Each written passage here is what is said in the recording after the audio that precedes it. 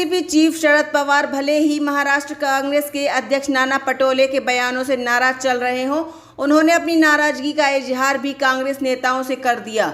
लेकिन पवार की नाराजगी का असर नाना पटोले पर होता नहीं दिख रहा है। महाराष्ट्र में सरकार में सहयोगी कांग्रेस के नेता नाना पटोले ने अब एनसीपी के अध्यक्ष शरद पवार को ही अपने निशाने पर ले लिया है।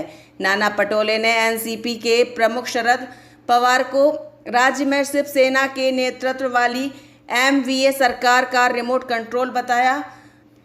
दरअसल एनसीपी शिवसेना के बाद एमवीए का दूसरा सबसे बड़ा घटक है। कांग्रेस एमवीए में तीसरी भागीदारी है। कांग्रेस नेताओं के साथ पवार की मुलाकात में खुद को दूर रखे जाने के मामले में बोलते हुए पटोले ने कहा कि पवार के साथ हुई यह बैठक राज्य सरकार और उसके कोऑर्डिनेशन के लिए थी।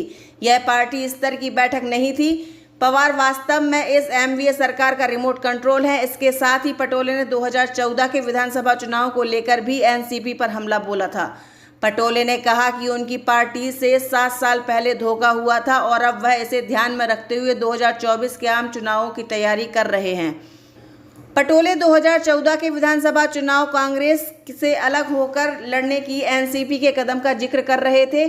कांग्रेस के एक तबके का मानना है कि एनसीपी के फैसले से बीजेपी को लाभ हुआ, जिसने 122 सीट जीती थी और सरकार बनाने का दावा किया था।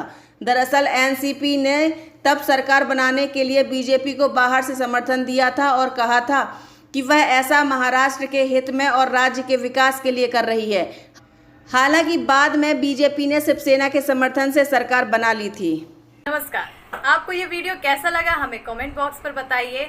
और अगर आप ये वीडियो फेसबुक पर देख रहे हैं तो हमारे फेसबुक पेज को फॉलो करिए, और अगर आप ये वीडियो यूट्यूब पर देख रहे हैं तो हमारे चैनल को सब्सक्राइब करिए।